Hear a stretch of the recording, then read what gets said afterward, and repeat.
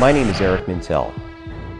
By night, I'm a professional jazz musician, but by even later at night, I investigate the paranormal. I, along with my team at Bucks County Paranormal Investigations, travel the country investigating all things paranormal. This is Bucks County Paranormal Investigations. And Dom, it's so good to have you on this one, man. This is unbelievable. I'm happy to be here. I can't believe when you got the call about the growls and the shadow figures, all the activity that I was reading about with this.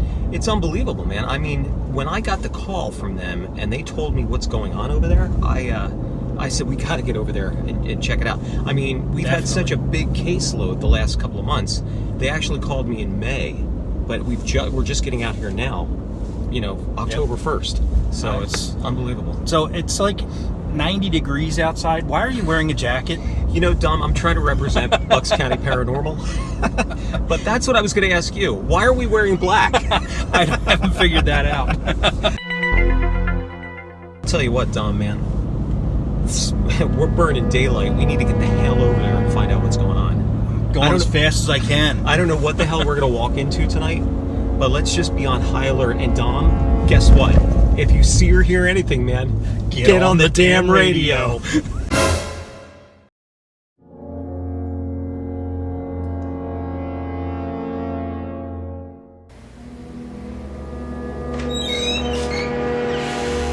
Hey, Erin, how are you? Nice to meet you. Nice to meet you. Thanks for coming. Hey, Erin. Hello. How you doing? Erin, I want to thank you so much for opening your doors to us tonight. I know it was difficult when we talked on Facebook and told me about what was going on here. Yeah. So, maybe hopefully we can get some, answers for you tonight. Well, where do we go first? So let's head upstairs first. Okay. So, Erin, tell us a little bit about the paranormal stuff going on in this room. Yeah. So what happened is like a few months ago, we had one of our staff members was downstairs and the phone rang, and she looked at the phone extension and it said emergency on it, and it gave a number to one of the extensions up here. So she came up because she thought she was one of the only people here. She came up to see if one of the staff members needed some help. Once she came in, she noticed that the staff member's not there, but she came over into this office and these 3 chairs were just piled up right here, back to back, just. And there was nobody else in the office? Else? No. She comes in early in the morning, and that's when we've also heard a lot of activity is early in the morning. I went to get my hair done a while back in Perkins, where I live.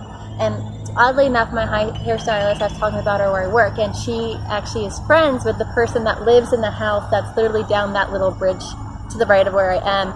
And she says it's very haunted because there have been times that she's been over and they'll see like a quick body go across their front windows. And she just always has the eerie feeling, so she won't even spend the night at her friend's house when she was younger. But I do know that's haunted. I've never experienced anything because I've been over there, but that's another good thing to kind of know because it works aligned with here because all of George Washington's people kind of use both of these areas. Oh, I want to tell you about this, actually, the printer. I was here a couple of years ago, and my office used to actually be down the hallway. And I was here till midnight working on a report late at night. It's the 31st of the month. I have to get it done. Have to get the report done. Sure. And so at midnight, all of a sudden, I hear the printer go off. This printer? This printer. Okay. Yep. So very cautiously, because I was afraid, as it was, that it's midnight, I said I had to see what was in the printer. So I walked down the hallway, went over to the printer, and then it was face down, lifted up, and looked at it, and it was a picture of 2 women with a Georgian hairstyle and a recipe. Wow. And I can tell you that I put it back, and I was in my car within a minute. Wow. Steve? All right, Steve, could you tell us your experiences here? Sure. About a month ago, I was getting ready to leave. It was getting dark, around 8 o'clock, and I was unsure if there were any other people in the building. I heard some commotion downstairs about 10 minutes prior to leaving, and so I just wanted to make sure, and as I made my way out my office, I kind of screamed down the hallway downstairs, is there anybody else here? And all I heard was a groan that went, So I What did grabbed you my do? bag and got out of here as Got soon it. as possible. Wow. Yeah, I think that there's more activity happening around here, and it's not just this building. So what do you mean? So the road right out here in front was a major thoroughfare in the 18th and 19th centuries. You're kidding us. Really? Holy sh! This area was where Pettit's Mill used to be. It was a whole mill town. And just down the road, there's a stone arch bridge. It's the 8-arch bridge. It's where basically stagecoaches would come by from New Jersey to cross into Chamonix and then go down to into Philadelphia. We've seen this before, and that's why I love Bucks County. Here, yet again, we have another location in history where meeting places have happened. Washington, Lafayette, a lot of our historical figures have all been throughout Bucks County. And right here we have another location with a lot of activity, a lot of residual activity that's still going on to this day. Dom, we're probably going to need to check that out for sure. I think we Let's will. do that. All right. I don't know what to expect tonight, but I'm getting a real heavy feeling in here. Tonight we brought in medium Mel Periard from Bucks County. He's been walking around the property and he's trying to sense to see if he can see or feel anything around here. So we're going to meet with him right now. Mel, how you doing, man? Good to have you. Good. Hey, Mel. See you again. Good to see you. Good to see you. So, what do you got? Well, What do you think? I walked the property for a little while. Picked up some positive energy in the front of the house and in the back corner. Like positive energy? like how? some kind of activity going on there. Not necessarily involved in like family activities, but something a little more involved. I'm not really sure. I'm getting Civil War entries or something to that effect. First of all, I have to say that I have told Mel nothing about any of the activity here. He absolutely knows nothing. Erin hasn't said anything. We've made sure that he has no idea. So any of the findings that Mel gets tonight is going to be completely on Mel because we haven't really spoken about this. I just told him to come on down, see what he feels. So Mel, we're in the foyer. Now, this is something here that you felt? It felt like this wasn't the original part of the house. Just getting that feeling that maybe this was add-on at a later time. Just feeling like whoever's here is not happy with it. They seem to like having to come here in the outside and go back inside to the house. It was like a porch or something. It was more open feeling from what I'm getting. When I first went in there, I got. I was telling them earlier that I went in there and I got a strong sense of barbecue. So. Well, that's, I don't know. Okay, so again, he has no idea like what we talked about, or he has no idea. But that used to be the smokehouse, right? That was the Okay. smokehouse. So that's wild. So okay. That's the first thing I So saw with there. a lot of the houses, I guess, would have like separate houses, right, Dom? We were talking outside, about that. an outside kitchen, Right. smokehouse, separate from the house. Because of the heat gain, they didn't want that in the house Wow. because they didn't have air conditioning. Right. I didn't feel much of anything in the back of the house. Mostly the middle to the front part of the house. A lot of emotions, energy coming through the house. All right, so we're going to start the investigation tonight. Dom, why don't you take Patrick right there Yep. and take him upstairs? But again, if you see or hear anything, get on the damn radio. I'll make sure there's batteries in it this time, Patrick. Patrick, Lizzy, Lab 212, representing Lab 212. Thank you for helping out tonight. Of You're course. welcome. I'm very excited. Hopefully you remember me this time. Dom and Patrick investigate the upstairs office where the chairs were mysteriously moved into a pile. All right, Erin, what I think we should do is go out and check out the bridge because I have a feeling, like you said, there might be more to the story when we get out to the bridge. So let's go out and do that. Definitely. All right, Let's do it. Mel, After you you. ready? I'm ready. Okay.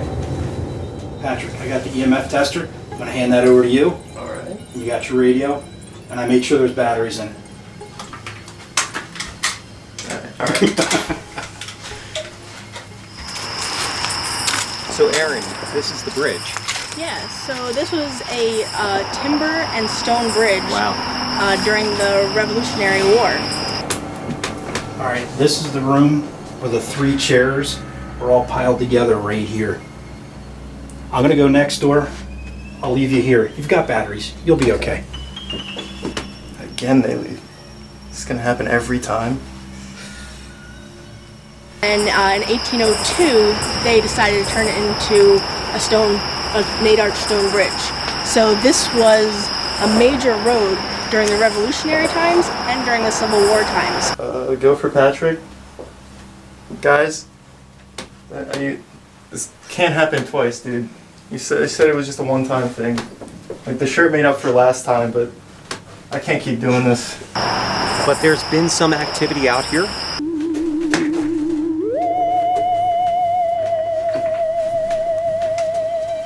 You feeling anything at all?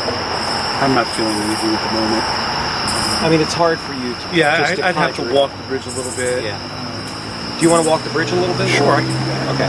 We'll let you do your thing. Yeah. All right. Let Mel walk down. These are the rooms that Mel felt somebody or presence, something here.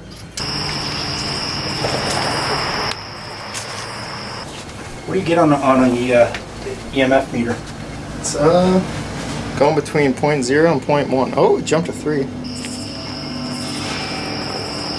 What's up, Mel? You okay? I felt a little energy on the left side of the bridge. What kind of energy? Felt like maybe soldiers jumping off. That kind of coincides with what you Exactly. were telling us. It's the only way that the soldiers could get across the Neshaminy was through on this bridge. Right through here. Wow. All right, we definitely got to go check that out. I just gotta chill. I thought that too. I just gotta chill, and I've got goosebumps. Something too. It's really... Go for E. Go for Dom. You're not going to believe this. I just got a major chill, and the EMF meter up here where Mel had those feelings that he felt, the EMF is going off the charts. It is crazy.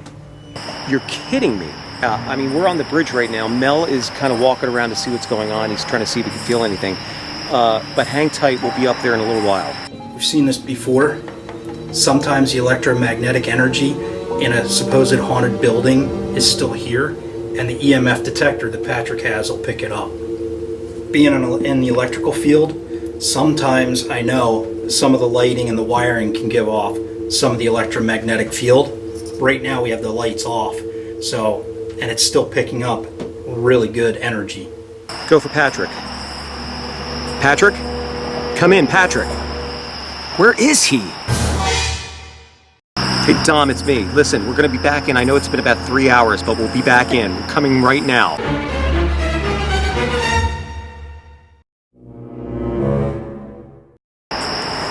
You know, Erin, what is up with the house at the other end of the bridge here? So this whole area used to be a town, Okay. and we think that that's one of the last remaining houses from that Besides time. yours, so that's connected to this property? Definitely. It's Wow. part of Pettit's Mill. We're definitely going to have to check this out. You know, the house at the other end of this bridge, I think it might be key to this whole mystery. We need to find out exactly what that house is, who owned it, and who could tell us more about it. The team wraps up the investigation, but they walk away with more questions than answers. Dom, unbelievable, man. I've lived here for so long, I never knew the history down here like that. I mean, just the power of the energy in that one room that I was in. Yeah, what about the EMF spikes, though? That was crazy. And we weren't near anything where the electronics were at that point either. We need to look at that footage, and we need to figure out what the heck is going on here, because, man, there's a lot more going on here, I think, than just like a haunted... Eric, where was Dave? Good question. Let me tell you, just before we came down here tonight, I got a call from Dave. He's up in North Jersey investigating yet another Bigfoot sighting at one of our clients, Sarah's house. She's getting all kinds of activity out there again. Not only is she getting Bigfoot activity, she is seeing some kind of weird shadow figure creeping around in the woods. So I don't know what's going on. We're definitely have to get up there and check that out. Yeah. So, but in the meantime, let's get back and look at this footage. Yeah, let's check this one out. Thanks, man. You got it. Good night, man. Definitely. Good night.